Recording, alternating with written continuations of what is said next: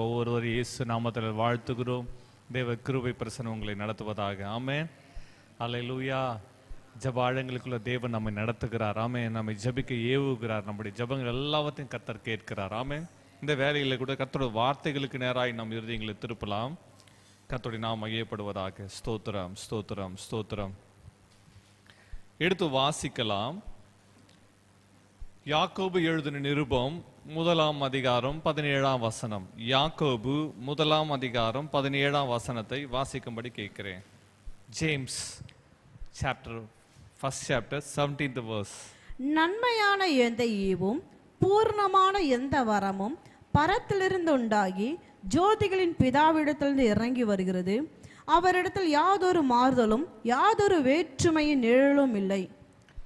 இந்த வார்த்தைக்கு சொல்லுகிறது, நன்மையான எந்த ஈவும் பூரணமான எந்த வரமும். ஆமென். நம் வாழ்வில் தேவன் கொடுக்கிற காரியங்கள்.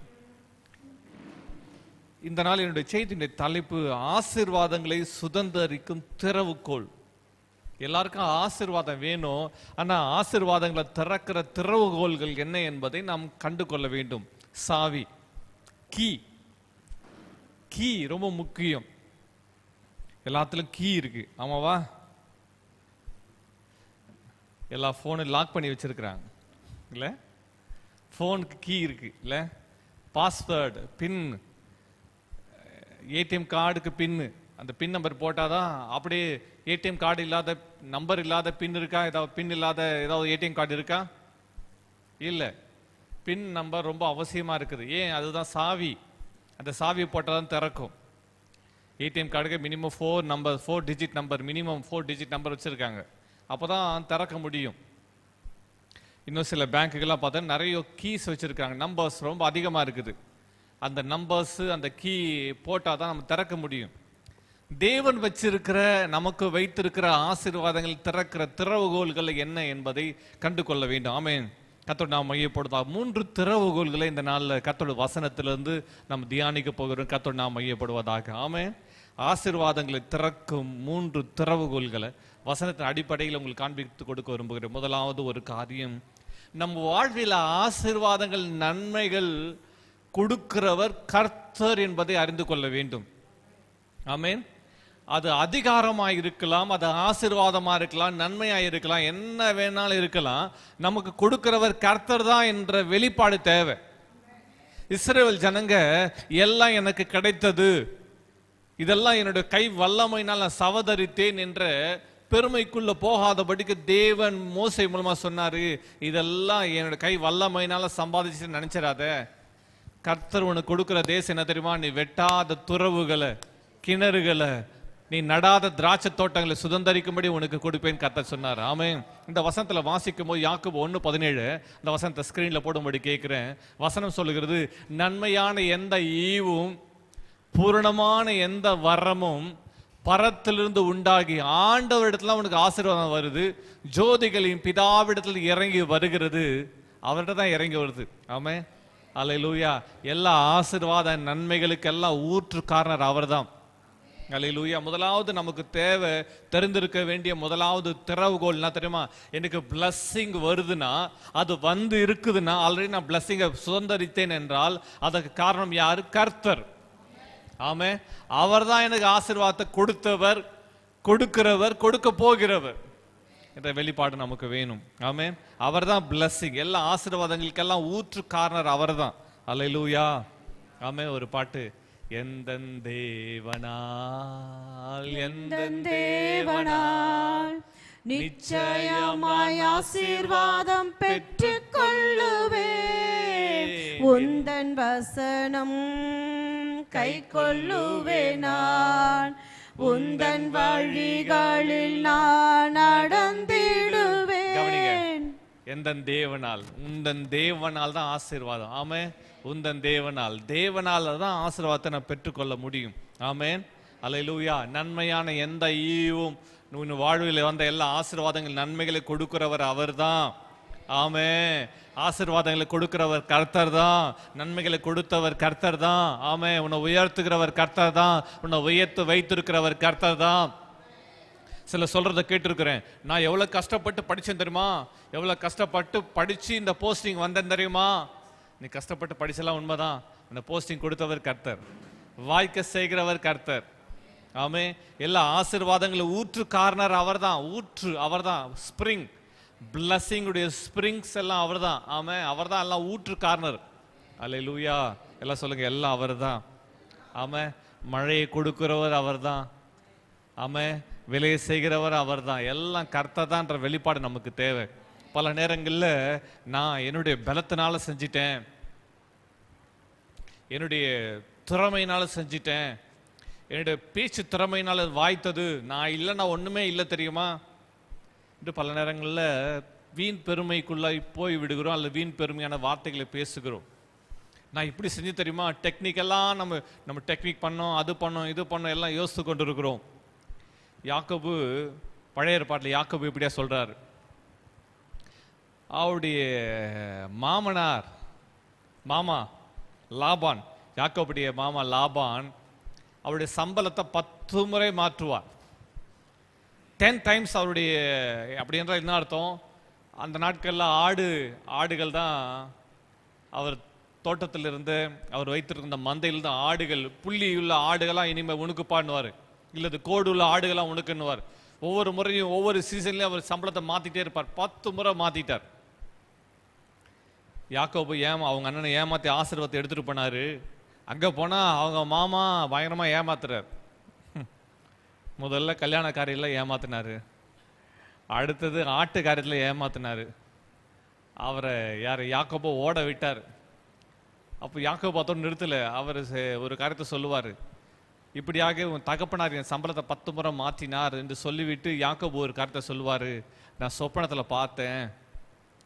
அப்போ சொப்பனத்தில் பார்க்கும்போது உன்னுடைய அப்பா புள்ளி உள்ளவையெல்லாம் உன்னுடைய சம்பளமாக இருக்கு, புள்ளியோடு பிறக்கிற ஆடுகள்லாம் உன் சம்பளமாக இருக்க கடவுது என்று சொன்னார். சொல்லும்போது சொப்பனத்தில் பார்க்கிறேன், அவர் சொன்ன உடனே ஆடுகள் எல்லாம் புள்ளியுள்ள குட்டிகளை போட்டது. மறுபடியும் தகப்பனார் கோடு உள்ளதெல்லாம் வரி உள்ளது, கோடு உள்ளதெல்லாம் சம்பளமா இருக்க கடவுதுன்னு சொன்னாரு. நான் சொப்பனத்தில் பார்க்கிறேன், ஆடுகள் எல்லாம் கோடு உள்ள குட்டிகளை போட்டது. ஆமே, அவர் என்னெல்லாம் மாத்தினார் அப்படியெல்லாம் ஆண்டவர் எனக்காக யாவையும் செய்து முடிச்சாரு என்று சொல்லிவிட்டு யாக்கோபு சொல்வார், எல்லாம் கர்த்தர் தான் கொடுத்தாரு. ஆமே, பலமுள்ளவைகள் யாக்கோபையும் பலவீனமானவைகள் லாபானையும் சேர்ந்தது. அல்லேலூயா, கர்த்தர் உன் மேல இரக்கம் வச்சிருக்கிறார், கர்த்தர் உன்னை உயர்த்தி வச்சிருக்கிறார். இன்றைக்கு நீ ஜீவனோடு இருப்பது கர்த்தர் கிருபை. ஆமே, எல்லாம் கொடுத்தது கர்த்தர். சொல்லுங்க, எல்லாம் கொடுத்தது கர்த்தர். அந்த வெளிப்பாடு நமக்கு தேவை. ஆமே, எடுத்து வாசிக்கலாம். கர்த்தரோட வசனத்தை குறித்து வாசிக்கும் போகிறோம். உபாகமத்தின் புஸ்தகத்தை நேராக திருப்பிக் கொள்ளும்படி கேட்கிறேன். புக் ஆஃப் ஜூட்டனிமி, உபாகமம் 6ஆம் அதிகாரம் 10ஆம் வசனத்திலிருந்து வாசிக்கலாம். உபாகமம் புஸ்தகம் திருப்பிக் கொள்ளும்படி கேட்கிறேன். உபாகமம் 6ஆம் அதிகாரம் 10ஆம் வசனம். அந்த உப ஆகமம் அப்படி என்றால் என்ன தெரியுமா? அந்த புத்தகத்தினுடைய அர்த்தம் என்ன தெரியுமா? ஜூட்டனிமி, உப ஆகமம் அப்படி என்றால் என்ன அர்த்தம்?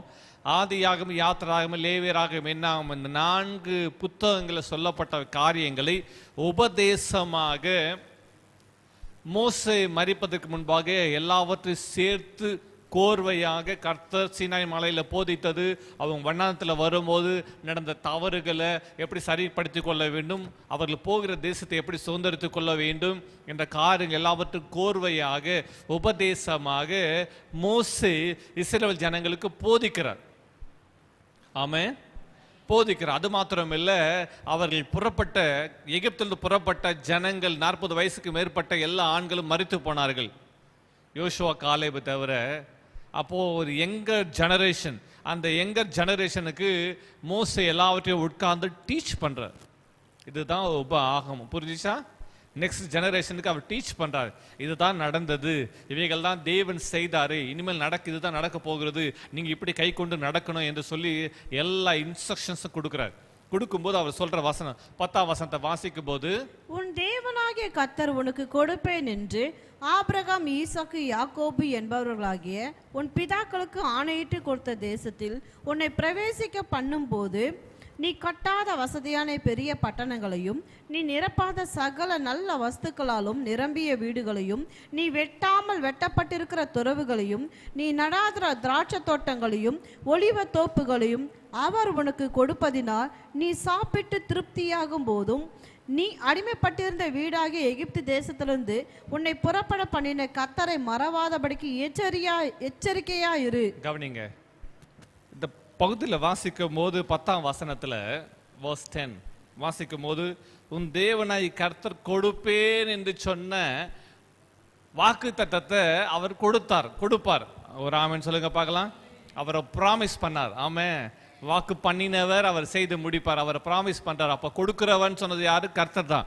கர்த்தர் கொடுப்பேன் ஆபிரகாம், ஈசாக்கு, யாக்கோபு ஃபோர் ஃபாதர்ஸ்க்கு உன் முற்பிதாக்களுக்கு சொன்னாரு. அந்த வார்த்தையின்படி அவர் உனக்கு கொடுப்பேன் சொன்ன வார்த்தையை உனக்கு கொடுக்க போகிறார்.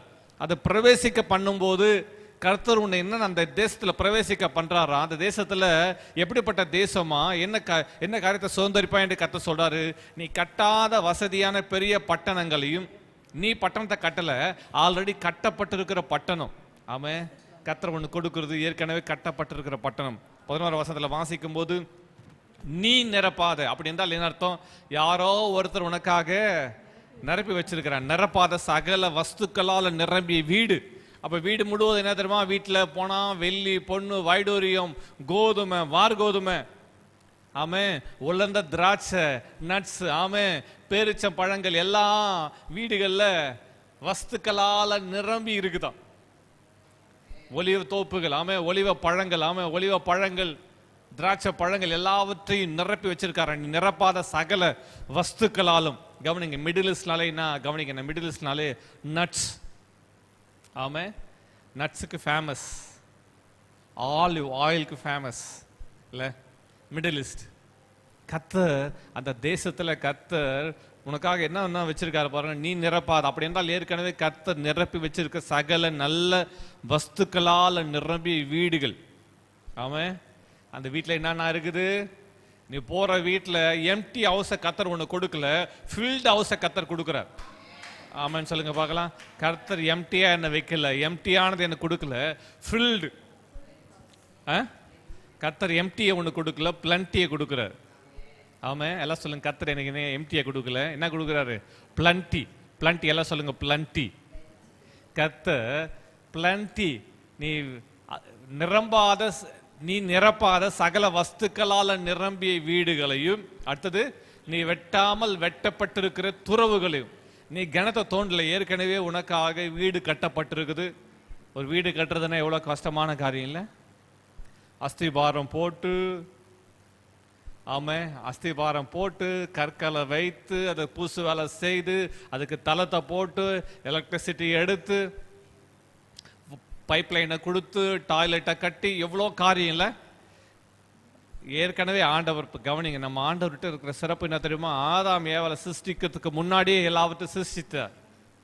இஸ்ரேல் ஜனங்களை அந்த ப்ராமிஸ் லேண்ட், வாக்கு தேசத்தை கொண்டு போறதுக்கு முன்னாடி எல்லாத்தையும் ஆண்டவர் ஆயத்தம் பண்ணி ரெடியா வச்சுட்டார்.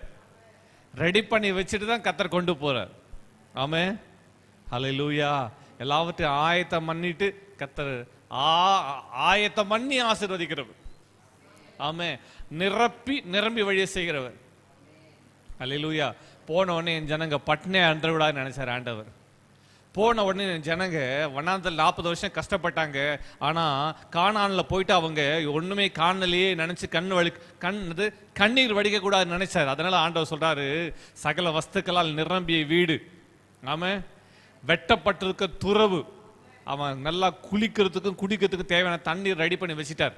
அடுத்தது நீ நடாத திராட்சை தோட்டங்களையும் ஒலிவ தோப்புகளையும், திராட்சை தோட்டத்தை வச்சார். ஆமா, நீ போகும்போது எவ்வளோ மனசார எவ்வளோ திராட்சை பழத்தை சாப்பிட்றியோ சாப்பிடுப்பா. திராட்சை தோட்டங்களை கொடுத்துட்டாரு. ஒலிவ தோப்பு, எல்லாம் சொல்லுங்க, என்ன தோப்பு? ஒலிவ தோப்பு கொடுத்துட்டாரு. அவர் உனக்கு கொடுப்பதினால் நீ சாப்பிட்டு திருப்தி ஆகும் போதும், ஆமா, நீ சாப்பிட்டு திருப்தி அடைஞ்சிட்ட. 12ஆம் வசனத்தை வாசிக்கும் போது, திருப்தி ஆகும் போது நீ அடிமைப்பட்டிருந்த வீடாகி எகிப்தில இருந்து உன்னை புறப்பட பண்ணின கர்த்தரை மறவாதபடிக்கு எச்சரிக்கையாயிரு. ஆமா, கர்த்தரை மறந்துடாத. நீ என்ன நிலைமையிலிருந்து கர்த்தர் உன்னை தூக்கி எடுத்தார் என்பதை மறந்து விடாதே. அநேக தேவ ஜனங்கள் தாங்கள் எங்கிருந்து வந்தோம் என்பதை மறந்து விடுகிறார்கள். கர்த்தர் முதலாவது உன் ஆசீர்வாதத்துக்கு ஊற்று காரணம் யார் தெரியும்? முதலாவது சாவி என்ன தெரியுமா? கர்த்தர். எல்லாம் வாயத்தன்னு சொல்லு, கர்த்தர். நான் ஆசீர்வாதமா இருக்கிறது காரணம் கர்த்தர். நான் இன்னைக்கு உயிரோடு இருக்கிறதுக்கு காரணம் கர்த்தர். நீங்க சொல்லுங்க, எல்லாம் சொல்லுங்க பார்க்கலாம். இன்றைக்கு நான் உயிரோடு இருக்கிறதுக்கு காரணம் கர்த்தர். இன்னைக்கு எனக்கு கர்த்தர் கணவன் கொடுத்திருக்கிறார், மனைவி கொடுத்திருக்கார், பிள்ளைகளை கொடுத்திருக்கிறார், ஊழியங்களை கொடுத்திருக்கார், சபைகளை கொடுத்திருக்கிறார். இப்படி நம்ம வாழ்வில் நிறைய காரியம் சொல்ல முடியும். ஒருவேளை நீங்க இதை பார்த்து கொண்டிருக்க தேவஜனமே, கர்த்தர் உங்களுக்கு கணவனை கொடுத்திருக்கார், மனைவியை கொடுத்திருக்கார், பிள்ளைகளை கொடுத்திருக்கார், வீட்டை கொடுத்திருக்கிறார், நிலங்களை கொடுத்திருக்கிறார், ஜீவனை கொடுத்திருக்க. எல்லாம் கர்த்தர் கொடுத்தது, எல்லாம் கர்த்தர். சொல்லுங்க கர்த்தர். எல்லாம் சொல்லுங்க கர்த்தர். நான் கர்த்தர், நான் மாறாதவர். அவர் எல்லாத்தையும் கொடுத்தார். ஆமே.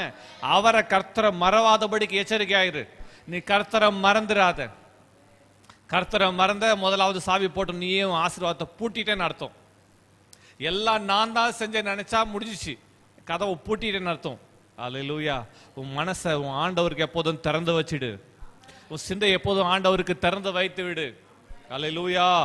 எல்லாவற்றுக்கும் ஆசீர்வாதத்துக்கு எல்லாவற்றுக்கும் ஊற்று கர்த்தர். ஆமே. அவரை மறவாதபடிக்கு எச்சரிக்கையா. எல்லாம் சொல்லுங்க, அவரை மறவாதபடிக்கு எச்சரிக்கையாயிரு. ஆமே. 13ஆம் வசனம், உன் தேவனாகிய கர்த்தருக்கு பயந்து அவருக்கே ஆராதனை செய்து. ஆமே. கர்த்தருக்கு பயந்து அவருக்கே ஆராதனை செய்து அவர் நாமத்தை கொண்டே ஆணையிடுவாயா. கர்த்தருக்கு பயப்படும். இரண்டாவது காரியம், ஃபியர் ஆஃப் த லார்ட். கர்த்தருக்கு பயப்படுற பயம், கர்த்தருடைய வார்த்தைக்கு பயப்படுற பயம். இரண்டாவது ஒரு காரியம், கர்த்தருக்கு பயப்படுற பயம். நான் கர்த்தருக்கு பயந்து நடக்கிறேனா? கர்த்தருடைய வார்த்தைக்கு கீழ்ப்படுகிறேனா? மூன்றாவது காரியம், இரண்டாவது காரியம் ஃபியர் ஆஃப் த லார்ட். மூன்றாவது ஒரு காரியம், கர்த்தருடைய வார்த்தைகளுக்கு அவருடைய கட்டளைகளுக்கு நான் கீழ்ப்படிந்து நடக்கணும். ஆமென். என்ன சொல்லுங்க? கர்த்தருடைய வார்த்தைக்கு அவருடைய வசனத்துக்கு நான் கீழ்ப்படிந்து நடக்க வேண்டும். 17ஆம் வசனம், உங்கள் தேவனாகிய கர்த்தர். உபாகம் 6:17. உங்கள் தேவனாகிய கர்த்தர் உங்களுக்கு கற்பித்த அவருடைய கற்பனைகளையும் அவருடைய சாட்சிகளையும் அவருடைய கட்டளைகளையும் கருத்தாய் கைக்கொள்வீர்களாக.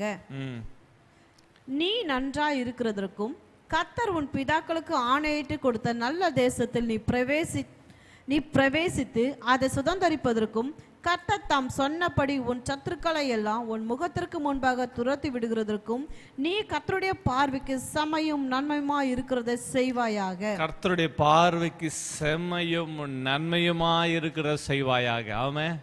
முதலாவது சாவி என்ன தெரியுமா? கர்த்தருக்கு பயப்படுகிற பயம். அல்லது மன்னிக்கணும், கர்த்தர் தான். கர்த்தரை முதலாவது, கர்த்தர் ஆசீர்வாதத்துக்கு முதலாவது சாவி என்ன தெரியுமா? கர்த்தர், தேவன், ஆண்டவர், ஜீசஸ். எல்லாம் சொல்லுங்க ஜீசஸ். எல்லாம் சொல்லுங்க ஜீசஸ். இரண்டாவது சாவி என்ன தெரியுமா? இரண்டாவது ஆசீர்வாதம் சுதந்தரிக்கிறதுக்கு சாவி என்ன தெரியுமா? Fear of the Lord. கர்த்தருக்கு பயப்படுற பயம். செகண்ட் பாயிண்ட் நம்பர் 2, கர்த்தருக்கு பயப்படுகிற பயம். பாயிண்ட் நம்பர் 3, அவருடைய வார்த்தைக்கு கீழ்ப்படியணும். கர்த்தருடைய வார்த்தைக்கு கீழ்ப்படிய வேண்டும். இன்று கர்த்தருடைய வார்த்தைக்கு கீழ்ப்படிந்து நடக்கிறேனா? வாசிக்கலாம். 5ஆம் அதிகாரம், உபாகமத்தின் புஸ்தகம் 5ஆம் அதிகாரம். 5ஆம் அதிகாரத்தில் வாசிக்கும் போது கர்த்தர் சொன்னாரு, 29ஆம் வசனத்தை வாசிக்கும். உபாகமம் 5:29.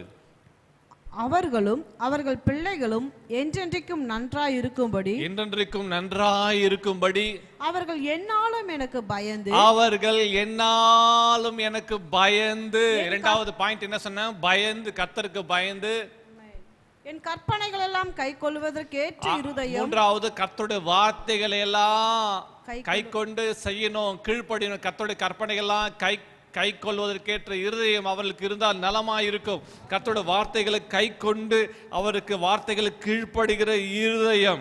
ஒரு ஆமேன் சொல்லுங்க பார்க்கலாம். ஆமென். அடுத்த வசனத்தை வாசிக்கும் போது, நீ போய் உங்கள் கூடாரங்களுக்கு திரும்பி போங்கள் என்று அவர்களுக்கு சொல். அடுத்த வசனம், நீயோ இங்கே என்னிடத்தில் நில், நான் அவர்களுக்கு சுதந்திரமாக கொடுக்கும் தேசத்தில் அவர்கள் செய்யும்படி நீ அவர்களுக்கு போதிக்க வேண்டிய சகல கற்பனைகளையும் கட்டளைகளையும் நியமங்களையும் உனக்கு சொல்லுவேன். கர்த்தர் சொல்றாரு, இந்த கட்டளைகளை கற்பனை எல்லாவற்றையும் ஜனங்களுக்கு சொல்லு. எனக்கு பயந்து நடக்கணும், என் வார்த்தைகளுக்கு கீழ்ப்படிந்து நடக்க வேண்டும். ஒரு ஆமென் சொல்லுங்க பார்க்கலாம். இன்றைக்கு நாம் அவைகளின் படி நடக்க வேண்டும். கர்த்தருடைய வார்த்தைகளுக்கு, கற்பனைகளுக்கு, கட்டளைகளுக்கு கீழ்ப்படிந்து நடக்க வேண்டும் என்று வேதம் நமக்கு போதிக்கு. எல்லா ஆசீர்வாதத்துக்கும் கர்த்தர் தான் காரணம். அடுத்தது, கர்த்தருடைய வார்த்தைக்கு கீழ்ப்படிந்து நாம் பயந்து நடக்கிறேனா, கீழ்ப்படுகிறேனா? இன்னொரு வேத பகுதியை வாசிக்கலாம். நெகேமியாவின் புஸ்தகத்தில் வாசிக்கும் போது, நெகேமியாவின் புஸ்தகம் 9ஆம் அதிகாரம், அங்கே உபவாசம் செய்து அவர்கள் தெய்வ சமூகத்தில் ஜபிக்கிறார்கள். வாசிக்கலாம். நெகேமியாவின் புஸ்தகம் 9ஆம் அதிகாரம் 1ஆம் வசனம் வாசிக்கலாம். நெகேமியா 9:1. அந்த மாதம் 24ஆம் தேதியிலே இஸ்ரவேல் புத்திரர் உபவாசம் பண்ணி ரட்டுடுத்தி தங்கள் மேல் புழுதியை போட்டு கொண்டவர்களாய் கூடி வந்தார்கள். அவர்கள் தெய்வ சமூகத்தில் வருகிறார்கள். வரும்போது உபவாசம் செய்கிறார்கள்.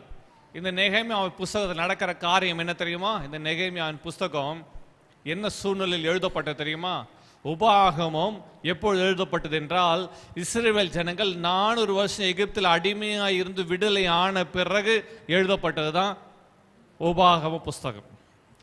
நெகேமியா புஸ்தகம் எப்போ எழுதப்பட்டது தெரியுமா? இஸ்ரவேல் ஜனங்கள் பாபிலோன் தேசத்துக்கு 70 வருஷம் சிறை வாசத்துக்கு போய் திரும்பி வந்த பிறகு எழுதப்பட்டது. அப்போ நடக்கிற காரியம் என்ன? கர்த்தர் என்ன சொல்றாரு? உன் லைஃப்ல ஃபெயிலியருக்கு காரணம் இதுதான்ப்பா, இதுதான் ஃபெயிலியர், இதுதான் உன் வாழ்க்கையில் தோல்விக்கு காரணம். இந்த தோல்வி மறுபடியும் வராதபடிக்கு எச்சரிக்கையாயிரு. ஆமாம், 70 வருஷம் சிறை வாசம், பாபிலோன் தேசத்தில் 70 வருஷம் சிறை வாசத்தில் இருந்து அவர்கள் திரும்ப வருகிறார்கள். ஈராக்லேருந்து திரும்ப வருகிறார்கள், திரும்ப தேசத்துக்கு வருகிறார்கள். அப்போ நெகேமியா, எஸ்ரா, நெகேமியா, செருபாபேல் எல்லாம் சேர்ந்து தேவ ஆலயத்தை கட்டுறாங்க. தேவனுடைய அலங்கத்தை கட்டுகிறார்கள். தேவனுடைய அலங்கத்தையும் ஆலயத்தை எல்லாவற்றையும் கட்டுகிறார்கள். கட்டி முடிக்க போது அந்த உபவாசத்தை கூறுகிறார்கள். அப்போது நெகேமியா அங்க ஜனங்கள் எல்லாரும் கூடி தேவ சமூகத்தில் தங்கள் அக்கிரமங்களை, பாவங்களை அறிக்கை செய்து ஜபிக்கிறார்கள். ஜபம் பண்ண போது 4ஆம் வசனத்தில் எழுதப்பட்டது, அவர்கள் 1 மணி நேரம், 3ஆம் வசனத்தில் 1 மணி நேரம் பாவ அறிக்கை செய்து ஜபிக்கிறார்கள். 4ஆம் வசனத்தில் சொல்லப்பட்டது, அவர்கள் ஓலமிட்டு தேவ சமூகத்தில் அழுது ஜபிக்கிறார்கள். ஜபம் பண்ண பிறகு லேவியர்கள் அவர்களுக்கு கர்த்தருடைய வார்த்தை சொல்லுகிறார்கள். என்ன சொல்றாங்க, என்ன வார்த்தைகளை வாசிக்கிறாங்க? வாசிக்கும் போது ரொம்ப அருமையா என் இதயத்தை கவர்ந்த வார்த்தைகள். அது எவ்வளவு உண்மையா எழுதியிருக்கிறாங்க பாருங்க. வாசிக்கும் போது, தேவன் அவர்களை எப்படி எகிப்திலிருந்து நடத்தினார், தேவன் எப்படி அவர்களை, கர்த்தர் அவங்க ஜனங்களுக்கு ஆசீர்வாதங்கள், நன்மைகளை கொடுத்தார். 40 வருஷ காலமாக அவர்களுக்கு ஒரு குறைவு இல்லாமல் கர்த்தர் எப்படி அவர்களை பராமரித்து வந்தார்.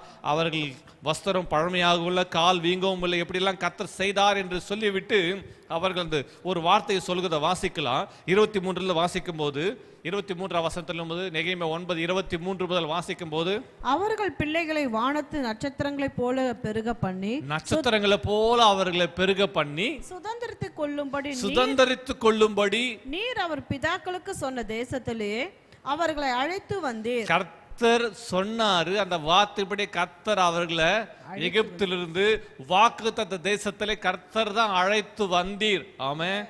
ரொம்ப அழகா சொல்றாங்க. அவங்க லேவியர்கள் எல்லாம் சொல்லி, கர்த்தர் தான் அவர்களை அழைத்து வந்தார். ஆமாம், கர்த்தர் தான் இந்த வார்த்தைகளை நீங்கள் கேட்கும்படி செய்தார். கர்த்தர் தான் இந்த வார்த்தைகளை இன்றைக்கு உங்களுக்கு அனுப்பி இருக்கிறார். ஆமென். அழைத்து வந்தீர். அப்படியே பிள்ளைகள் உட்பிரவேசித்து தேசத்தை சுதந்தரித்துக் கொண்டார்கள். தேசத்தை சுதந்தரித்துக் கொண்டார்கள். நீர் அவர்களுக்கு முன்பாக தேசத்தின் குடிகளாகிய கானானியரை தாட்டி அவர்களையும் அவர்கள் ராஜாக்களையும் தேசத்தின் ஜனங்களையும் தங்கள் இஷ்டப்படி செய்ய அவர்கள் கையிலே ஒப்பு கொடுத்தீர். ஆமென். கர்த்தர் என்ன செஞ்சாராம்? சத்துருக்களை தேவ ஜனங்க கையில கர்த்தரே ஒப்பு கொடுத்தார். ஆமென். அல்லேலூயா. உன் கையில உன் வேலையை ஒப்பு கொடுத்தவர் கர்த்தர், உன் சத்துரு ஒப்பு கொடுத்தவர் கர்த்தர், உன் வாழ் உயர்வை உன் கையில ஒப்பு கொடுத்தவர் கர்த்தர். ஆமென். கர்த்தரே சத்துருவை கையில ஒப்பு கொடுத்தாரா? அடுத்த வசனத்தை வாசிக்கும் போது, அவர்கள் அரணான பட்டணங்களையும் செழுமையான பூமியையும் கட்டி கொண்டு, பாருங்க, தேவன் தம்முடைய ஜனங்களுக்கு கொடுக்கிற பிளஸிங் பாருங்க, கொடுத்த பிளஸிங் பாருங்க. கொடுக்கறதில்ல, கொடுத்தார். அதை கொடுத்தது தான் மறுபடியும் அவர்கள் எழுதப்படுகிறது. என்ன கொடுத்தாரா? அவர்கள் அரணான பட்டணங்களையும் செழுமையான பூமியையும் கட்டி கொண்டு சகலவித உடைமைகள் நிறைந்த வீடுகளையும் வெட்டப்பட்ட துறவுகளையும் ஏராளமான திராட்சை தோட்டங்களையும் ஒலிவ தோப்புகளையும் கனி கொடுக்கும் விருட்சங்களை சுதந்தரித்து கொண்டு புசித்து திருப்தியாகி கொடுத்து உம்முடைய பெரிய தயையினால் செல்வமாய் வாழ்ந்தார்கள். ஒரு ஆமேன் சொல்லுங்க பார்க்கலாம். அந்த 25ஆம் வசனத்துல தேவன் தம்முடைய ஜனங்களை எப்படி வைத்தார் என்பது எழுதப்பட்டுள்ளது. செழிப்பா வாழ்ந்தாங்களாம். எல்லா பக்கத்துல சொல்லுங்க, செழிப்பா வாழ்ந்தாங்களாம். ஆமென், ஹல்லேலூயா. கர்த்தர் உங்களை செழிப்பா வச்சிருக்கிறாரா? பதில் சொல்ல மாட்டீங்களே. பக்கத்துல பார்த்து கேளுங்க, கர்த்தர் உங்களை செழிப்பா வச்சிருக்கிறாரா? ஆமென், ஆமென். நல்லா ட்ரெஸ் போட்டுருந்தா செழிப்பா இருக்கிறீங்க. ஆமென். சிலர்லாம் கொஞ்சம் ஜுவல்ஸ் எல்லாம் போட்டுட்டு இருந்தானா செழிப்பா இருக்கிறீங்க கேட்குறாங்க இல்லை? சில நல்ல வீடெல்லாம் கட்டி நல்லா ஃபர்னிச்சர்லாம் சூப்பராக வச்சுருந்தா செழிப்பாக இருக்கிறீங்க. ஆனால் தேவன் அவங்க சொல்லியிருப்பாங்க, அவங்க என்ன சொன்னாங்க தெரியுமா? செழிப்பு நாங்களுக்கு இல்லை, அவர் கொடுத்தது. ஆமே, அல்லேலூயா. பட்டணங்கள்லாம் பிரித்து பிரித்து கொடுத்தார் யோசுவா. எல்லாத்தையும் உங்களுக்கு என்னென்ன வீடு வேணும் எடுத்துக்கப்பா, எந்த பட்டணம் வீட்டு எடுத்துக்கப்பா, எந்த தோப்பு வேணும் எடுத்துக்கப்பா, ஒலிவு தோப்பு வேணுமா எடுத்துக்கோ, நீ திராட்சை தோட்டம் வேணுமா எடுத்துக்கோ, துறவு வேணுமா எடுத்துக்கோ, எவ்வளோ பெரிய வீடு வேணுமோ எடுத்துக்கோ. ஏன்னா ஏற்கனவே அவங்க ஃபவுண்டேஷன் போட்டு கட்டி ரெடி பண்ணி வச்சுட்டாங்க. ஹல்லேலூயா, உனக்காக தான். ஆமே, கர்த்தர் அவங்களை எப்படி வைத்தாரா? அந்த 25ஆம் வசனத்தை நல்லா கூர்ந்து நல்லா பாருங்க. கர்த்தர் எப்படி வச்சாரா அவர்களை? அரணான பட்டணம். அரணான பட்டணம்னா என்ன தெரியுமா? மதில் சுவர்லாம் சூழ்ந்துருக்கு அரணான பட்டணத்தை கொடுத்தாரா.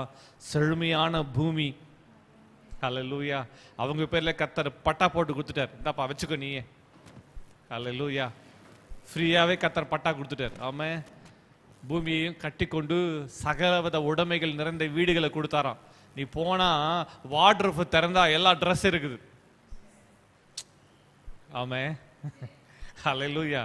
கஸ்டமைஸ்டு டிசைன் மாதிரி கர்த்தர் அவங்களுக்கு ரெடி பண்ணி வச்சுட்டார். சகலவித உடைமைகள் நிறைந்த வீடுகளை கொடுத்தாரு. ட்ரெஸ், வார்ட்ரோப் திறந்தா ட்ரெஸ் இருக்குது, நட்ஸ் இருக்குது, தேவையான ஆகாரம் இருக்குது, அப்பம் இருக்குது, திராட்சை ரசம் இருக்குது, ஒலிவம் இருக்குது, எல்லாத்தையும் கர்த்தர் வச்சுட்டாரு. அது மாத்திரம் இல்லை, வீடுகள் நிறைந்த வீடுகளை கர்த்தர் கொடுத்தாரு. வெட்டப்பட்ட துறவுகளை கர்த்தர் கொடுத்தாரு. ரொம்ப தண்ணிக்கு பிரச்சனை இல்லை, வனாந்தரம் டெசர்ட், அந்த இடத்துல கர்த்தர் வெட்டப்பட்ட துறவுகளை கொடுத்தாரு. ஆமே, சில சொல்றாங்க துறவு மட்டும் இல்லையா, நீச்சல் குளங்களை கொடுத்தாராம். ஹல்லேலூயா. ஆமே, ஆமே, நீச்சல் குளங்களை கர்த்தர் கொடுத்தாராம். ஹல்லேலூயா. ஏராளமான திராட்சை தோட்டங்கள். ஆமே, ஹல்லேலூயா. திராட்சை தோட்டங்களை கர்த்தர் அவங்களுக்கு கொடுத்தாராம். திராட்சை தோட்டங்கள், அது மாத்திரம் ஒலிவ தோப்பு, கனி கொடுக்க விருட்சம், எல்லாத்தையும் சுதந்திரித்து கொண்டு புசித்து திருப்தி ஆனாங்களாம். ஆமே, ஹல்லேலூயா. திருப்தியாக்கு நடத்துகிற ஆண்டவர். ஆமே, திருப்தியா நடத்தினார். எல்லாம் சொல்லுங்க, என்ன சொல்லுங்க, என்ன எப்படி சொன்னார் பாருங்க. கர்த்தர் எப்படி சொன்னாரு? திருப்தி. மனசு திருப்தி, மனசு நிறைஞ்சிச்சான், வயிறு நிறைஞ்சது, மனசு நிறைஞ்சது. அப்பாடா, இத்தனை வருஷம் உபத்திரப்பட்டோம், ரொம்ப சந்தோஷமா ஜாலியா இருக்கலாம் நினைச்சு கர்த்தர் அவளை புசித்து திருப்தியாக்கி கொழுத்து அங்க பாருங்க வச்சாரா. என்ன வச்சாரா? கொழுமையா வச்சாரா, செழிப்பாவும் வச்சாரா, கொழுமையா வச்சாரா. பெரிய தயவினால் செல்வமாய் வாழ்ந்தார்கள். அடுத்த வசனத்தை வாசிக்கலாம். 26 தான் நம்ம கவனிக்க வேண்டிய காரியம் இருக்குது. 26ஆம் வசனம். ஆனாலும் அவர்கள் கீழ்ப்படியாதவர்களாகி உமக்கு விரோதமாய் கலகம் பண்ணி உம்முடைய நியாயப்பிரமாணத்தை தங்களுக்கு புறம்பே எறிந்துவிட்டு தங்களை உம்மிடத்தில் திருப்பும்படி அவர்களை திடசாட்சியாய் கடிந்து கொண்ட உம்முடைய தீர்க்கதரிசிகளை கொன்று போட்டு கோபமூட்டுகிற பெரிய அக்கிரமங்களை செய்தார்கள். கர்த்தர் அவர்களை எச்சரித்தார், ஆனாலும் அந்த எச்சரிப்புக்கு அவர்கள் செவி சாய்க்கவில்லை. கர்த்தர் அவர்களை கடிந்து கொண்டார், அந்த கடிந்து கொள்ளுதலுக்கு அவர்கள் மனம் திரும்பவில்லை.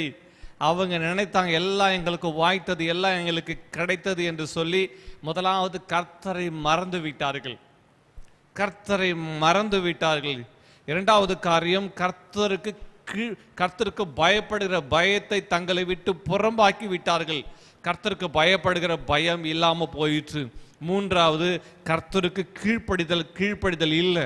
கர்த்தருடைய வார்த்தையை புறம்பே தள்ளிவிட்டார்கள். அவர்கள் பாவம் செய்து 29ஆம் வசனத்தை வாசிக்கும் போது அவர்கள் உம்முடைய நியாயப்பிரமாணத்துக்கு திருப்ப அவர்கள் திடசாட்சியை கர்த்தர் கடிந்து கொண்டாராம். ஆனாலும் அவர்கள் அகங்காரம் கொண்டு, என்ன கொண்டு? இந்த கொழுப்பு பார்த்தா கொழுப்பு தான் வெளிப்படுது. இந்த கொழுப்பினுடைய மறு உருவம் தான் என்னது? அகங்காரம். எல்லாம் சொல்லுங்க, என்ன காரம்? ஆமா, சாப்பாட்டுல காரம் தான் பரவாயில்ல, அட்ஜஸ்ட் பண்ணிக்கலாம். ஆனா அகங்காரம் வந்துட்டா அட்ஜஸ்ட் பண்ணவே முடியாது. அகங்காரம் அழிவுக்கு நேராய் நடத்தும். ஆனாலும் அவர்கள் அகங்காரம் கொண்டு உம்முடைய கற்பனைகளை செவி கொடாமல் கீழ்ப்படிந்து நடக்கிற மனுஷன் செய்து பிழைக்கிற உம்முடைய நீதி நியாயங்களுக்கு விரோதமாய் பாவம் செய்து, கர்த்தருடைய வார்த்தைக்கு கீழ்ப்படியில, வார்த்தைக்கு விரோதமாய் பாவம் செய்து பயப்படாம தங்கள் தோலை முரட்டுத்தனமாய் விலக்கி. இதெல்லாம் என்ன நடந்துச்சு பாருங்க. அவங்க ஃபெயிலியருக்கு ரீசன் இதுதான்.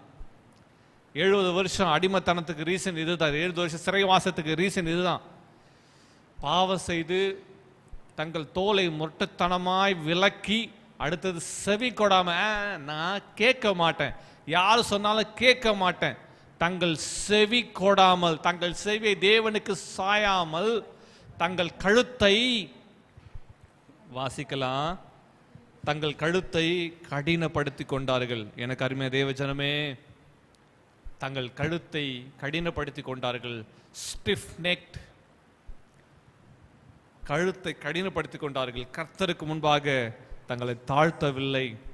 ஆண்டவர் வார்த்தைக்கு கீழ்ப்படி ஒப்பு கொடுக்கவில்லை. கர்த்தருடைய கற்பனைகள் படி செய்ய தங்களை தாழ்த்தவில்லை.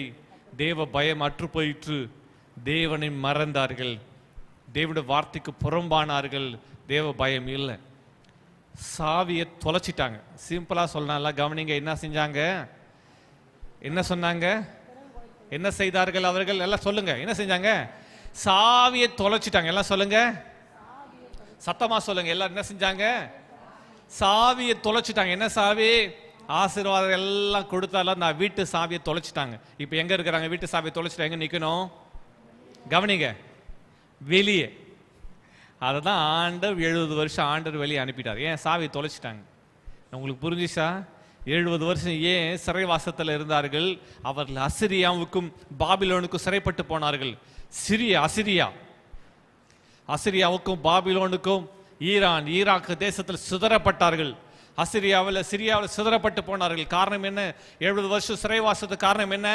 சாவியை தொலைச்சிட்டாங்க. சாவி இருந்தால் வீட்டுக்குள்ள போய் ஒளிஞ்சிக்கலாம். இப்ப சாவியை தொலைச்சிட்டாங்க. என்ன சாவி? 3 சாவி. என்ன சொல்லுங்க பார்க்கலாம்?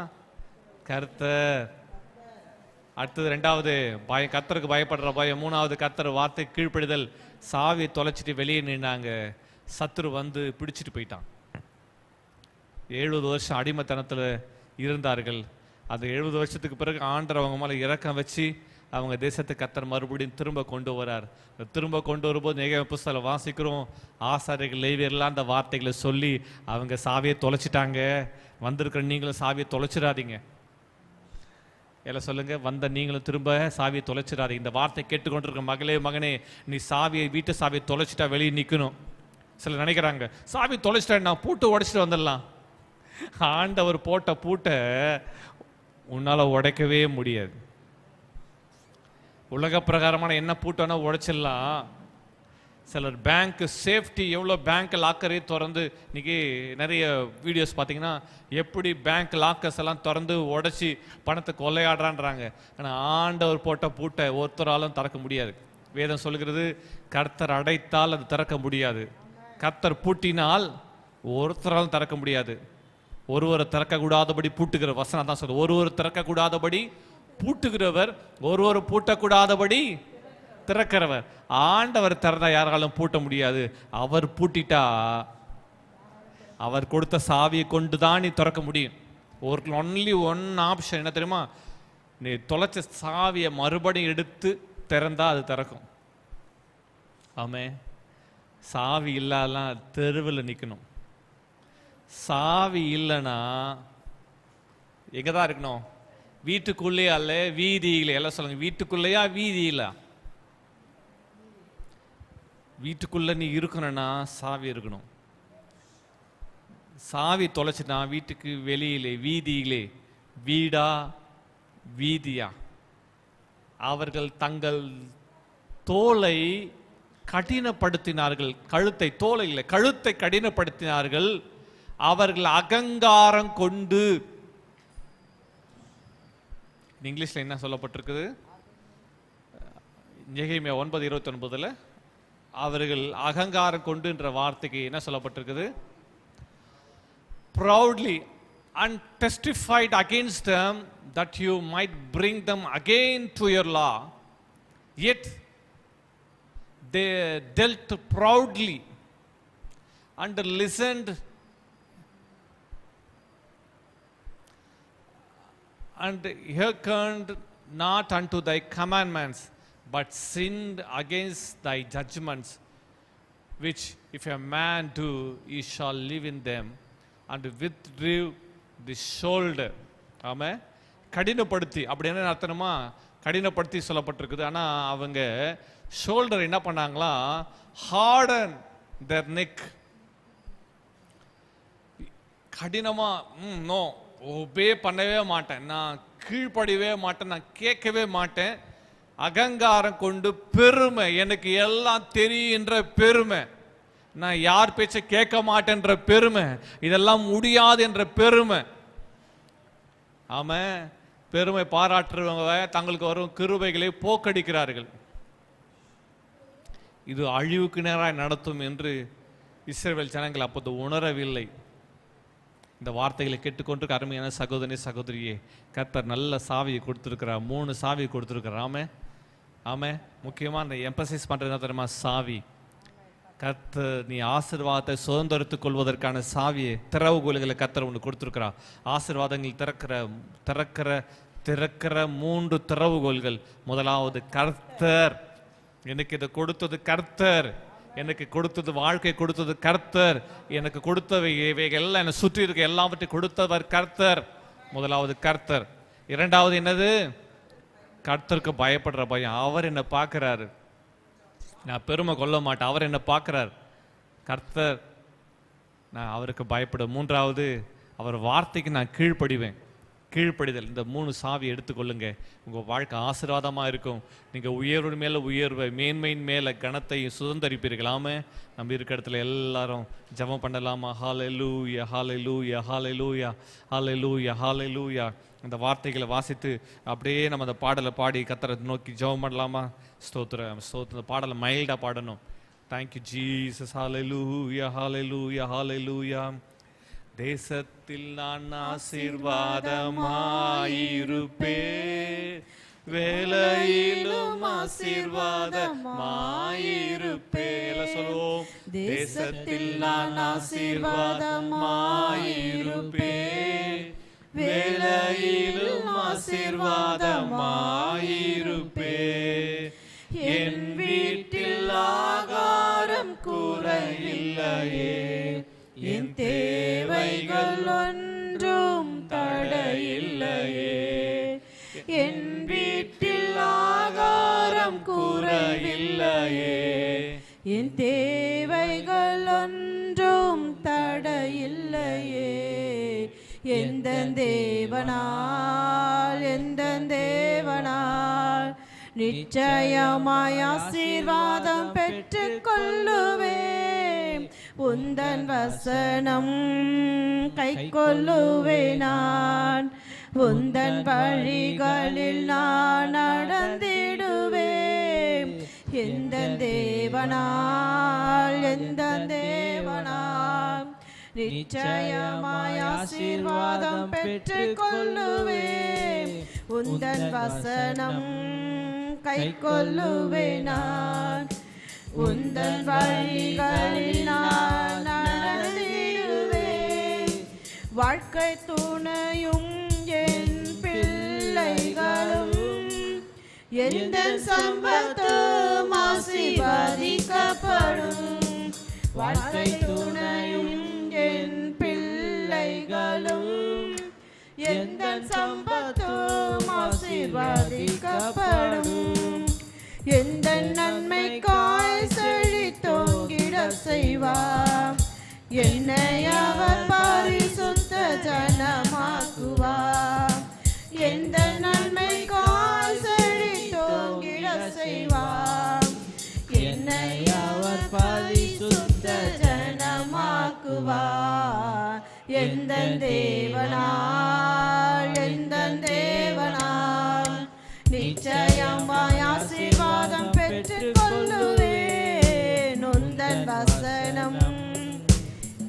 கொள்ளுவேன் நான். உந்தன் வழிகளில் நான் நடந்திடுவேன்.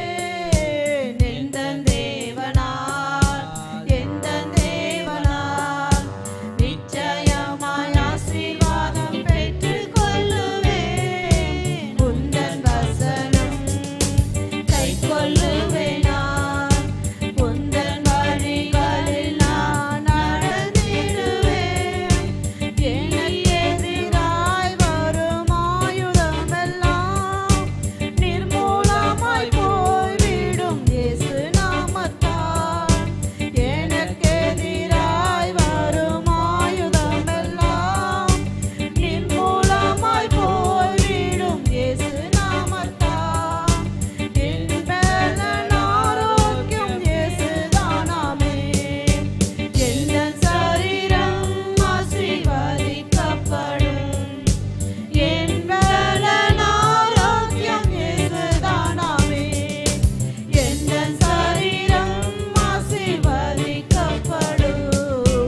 எந்தன் தேவனால், எந்தன் தேவனால் நிச்சயமாய் ஆசீர்வாதம் பெற்றுக் கொள்ளுவேன். சொல்லுங்க. உந்தன் வசனம் கைக்கொள்ளுவேன் நான். உந்தன் வழிகளில் நான் நடந்திடுவேன். இனி என்றும் கடன் வாங்க விட மாட்டான். கொடுத்ததை செழித்தோங்க செய்திடுவான். இனி என்றும் கடன் வாங்க விட மாட்டான். கொடுத்ததை செழித்தோங்க செய்திடுவான். உயர்வடைவேன் என் வாழ்க்கையிலே. உன்னதங்களில் என்னை உயர்த்திடுவார். உயர்வடைவேன் என் வாழ்க்கையிலே. உன்னதங்களில் என்னை உயர்த்திடுவார். எந்தன் தேவனால், எந்தன் தேவனால் நிச்சயமாய் ஆசீர்வாதம் பெற்றுக் கொள்ளுவேன். உந்தன் வசனம் கைக்கொள்ளுவேன் நான். உந்தன் வழிகளில் நான் நடந்திடுவேன். ஹalleluya, ஹalleluya, ஹalleluya, ஹalleluya. எல்லாரும் ஆண்டவர் வார்த்தைகளுக்கு, ஆண்டவர் வாக்கு தத்தங்களுக்கு, கர்த்தருடைய கட்டளைகளுக்கு எல்லாம் ஒப்பு கொடுக்கலாம். ஆண்டவரே, இந்த வேலையில் என்னை அர்ப்பணிக்கிறேன், என்னை அர்ப்பணிக்கிற ஆண்டவரே. நீர் ஆசீர்வாதத்தின் திறவுகோல்களை எனக்கு கொடுத்தீங்களே, அதை இன்றைக்கு எடுத்துக்கொள்கிற ஆண்டவரே. என் தேவனால் மாத்திரம்தான் என் வாழ்வில் ஆசீர்வாதம். ஆண்டவரே, இந்த முதலாவது திறவுகோல் எடுத்துக்கொள்ள. என் தேவனால் என் வாழ்வில் ஆசீர்வாதம். இரண்டாவது, உமக்கு பயந்து நடப்பேன் ஆண்டவரே. இந்த திறவுகோல்கள் எடுத்துக்கிறேன். மூன்றாவது, உங்கள் வார்த்தைகளுக்கு, உங்கள் கட்டளைகளுக்கு நான் கீழ்ப்படிந்து நடப்பேன் ஆண்டவரே. ஹalleluya, ஹalleluya. ஆண்டவர், உம்முடைய ஆசீர்வாதத்தினால்தான் என் வாழ்வில் சம்பத்து, என் தேசத்தில் ஆசீர்வாதம். தேசத்தில் ஆசீர்வாதமாக இருக்க காரணம் நீங்க தான் ஆண்டவரே. இந்த சத்தியத்தை என் கண்கள் காணும்படி இன்றைக்கு ஆண்டவரே உம்மை துதிக்கிறோம். எங்கள் காதுகள் கேட்கும்படி இன்றைக்கு நீர் உணர்த்தினீர், உம்மை துதிக்கிறோம். உடைய வார்த்தைகளை கொண்டு திடசாட்சியை எங்களை எச்சரித்தீர், அதுக்காய் ஸ்தோத்திரம். உடைய திருக்கு தசைகளை கொண்டு எச்சரிக்கிற தேவன் ஆண்டவரே. உடைய வார்த்தைகளை கொண்டு எங்களை எச்சரித்தீர், அதுக்காய் ஸ்தோத்திரம். உடைய வார்த்தையின் வெளிச்சத்தில் நடக்கிற கிருபை இன்றைக்கு எங்களுக்கு உண்டாகும்படி ஜெபிக்கிறோம். இந்த நாளில் ஆண்டவருடைய வார்த்தைகளை கொண்டு எங்களோட இடைப்பட்டு எங்கள் வாழ்வை மாற்றினீர், அதுக்காய் ஸ்தோத்திரம். உம்முடைய கரம் வல்லமையான கிரியைகளை செய்யட்டும். உம்முடைய வல்லமை, உம்முடைய மகத்துவம், மகிமை, பெரிதான கிரியைகள் நடப்பிக்கும்படி ஜெபிக்கிறோம். என்றே உம்மை துதிக்கிறோம், ஸ்தோத்திரம். இந்த வேளையில் உம்முடைய வார்த்தை கேட்டுக்கொண்டிருக்க ஒவ்வொரு மேலும் உம்முடைய வல்லமையும், உம்முடைய அபிஷேகமும், பிரசன்னமும், ஆளுகையும், மகிமை நிரப்பும்படி ஜெபிக்கிறோம். இயேசு கிறிஸ்து வெளியேறப்பட்ட வல்லமை நாமத்தில் ஆசீர்வதித்து ஜெபிக்கிறோம் பிதாவே. ஆமென், ஆமென். ஹalleluya, ஹalleluya.